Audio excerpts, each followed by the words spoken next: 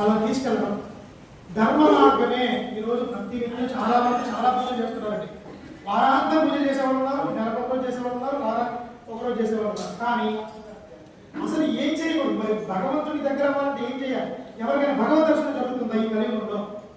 మరి ఎందుకు జరగట్లేదు? భగవద్ దర్శనం జరగాలంటే ఉండే లక్షణాలు ఏంటి?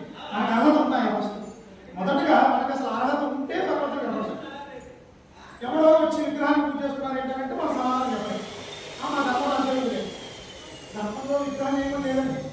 ధర్మంలో భగవంతుడు ఎలా చెప్పాడో అలా ఉత్పన్నం ఉంది. అని మనం రూపాన్ని ఏర్పరచుకొని ఆయన ఒక శక్తిని దారిపోసి విగ్రహాల రూపంలో మనం పూజించుకుంటాం. కానీ మనం ఏం చేస్తాం? విగ్రహాలాగే చూస్తున్నాం, మనం కూడా విగ్రహాలాగే ఉంటాం. మనం ఎలాంటి భగవద్ దర్శనానికి దగ్గర అవ్వడానికి కానీ లక్షణాలు కానీ భగవంతుడికి దగ్గర అవ్వడానికి మనం ఏం చేయాలనేది కానీ ఎవరు కూడా ఆలోచించుకోవాలి. ప్రస్తుత సమాజంలో కలి ప్రభావం మన మీద చాలా ఎక్కువగా ఉంది. ఎంత ధర్మంగా వెళ్ళాలన్నా, ఎంత మంచి పని చేయాలన్నా, భగవంతుడి సేవలో ఎంత ఉండాలన్నా వెనక నుంచి రాళ్ళు పడుతూనే ఉంటాయి. అది కలిపురుషుడు ఉండే స్థానాలు కూడా కొన్ని ఉన్నాయి. దర్శనాలు ఎక్కడైతే అదార్థం జరుగుతుందో ఆధారం ఇలాంటి పనులు అది స్థిరమై ఉంటుంది. ఆ కలిపాలను ముందు అడిగించదు.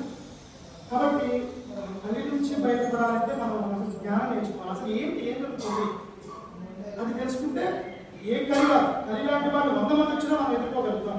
దేని ద్వారా? యుద్ధాలు ఆయుధాలతోనో లేకపోతే కర్రలతోనో కాదు, జ్ఞానం బుద్ధితో. ఒక వ్యక్తి సమాజంలో ఒక వ్యక్తిని ప్రశ్నించాలంటే ఆ వ్యక్తి దగ్గర ఏముండాలంటే సమాధానం ఉండాలి. సమాధానం ఏంటంటే ఎంతమంది ప్రశ్నిస్తారు, ఎన్ని ప్రశ్నలు వస్తాయి. మన దగ్గర సమాధానం ఉండాలి అంటే మన దగ్గర జ్ఞానం ఉండాలి. ఆ యొక్క అదేంటి, దాని యొక్క దేని గురించి మనం మాట్లాడుతున్నాం, దేని గురించి మనం చెప్పగలుగుతున్నాం, దేని గురించి మనం ప్రయాణం చేస్తున్న సమాజంలో వాటన్నింటినీ మనకు ఒక అవగాహన ఉండాలి. అసలు ఏం చేయాలి, ఏం చేయకూడదు అనేది మనకు ముఖ్యంగా తెలియాలి. ఆ తెలియడం కోసమే జ్యోతిష సేవా కేంద్రంగా దీన్ని రూపొందించింది. ఆ గత 6 సంవత్సరాలుగా కూడా హైదరాబాద్లో మా ఆఫీస్లో అక్కడ టీంతో చాలా అత్యంత అద్భుతంగా ఇంకా సేవా కార్యక్రమాలు జరుగుతున్నాయి. దేవాలయాల దగ్గర ఈ పురాణాలు శ్రవణం చేయడం, నేను చెప్పినటువంటి పురాణాలను తీసుకెళ్లి దేవాలయాల దగ్గర అందరికీ నేర్పించడం. కొంచెం మళ్ళీ మనం మాట్లాడదాం వచ్చాను.